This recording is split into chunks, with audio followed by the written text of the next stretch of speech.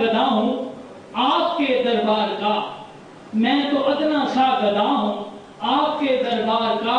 اپنے قدموں سے نہ کرنا سر جدا بیکار کا۔ نستاد دربار لگ یمام لندا دربار کا، ہوگا پیغمبر یا خادم دا پیدار کا، ہوگا پیغمبر یا خادم دا پیدار کا۔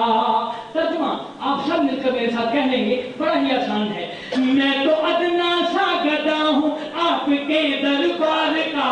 میں تو ادنا سا گدا ہوں آپ کے دربار کا،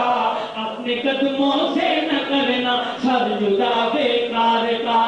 اپنے قدموں سے نہ کرنا سر جدا بیکار کا۔ میں تو ادنا سا گدا ہوں آپ کے دربار کا، مل کر کہیے اور سب حضور کے منگتے بن جاؤ، آج کی رات ملا لو، مل کر کہہ لو، میں تو ادنا سا گدا ہوں آپ کے دربار کا،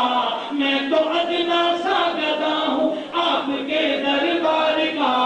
اپنے قدموں سے نہ کرنا سر جدا بیکار کا،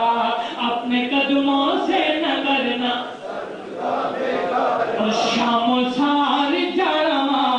سسو دیدن غڑما، کہیے سبحان اللہ۔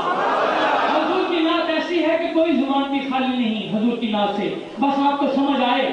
یا نہ آئے، یہ حضور کی نعت ہے، جھوم جائیے اور سبحان اللہ کہتے رہیے۔ شام و سار جڑما سسو دیدن غڑما، شام و سار جڑما سسو دیدن غڑما، ماں کے چپترے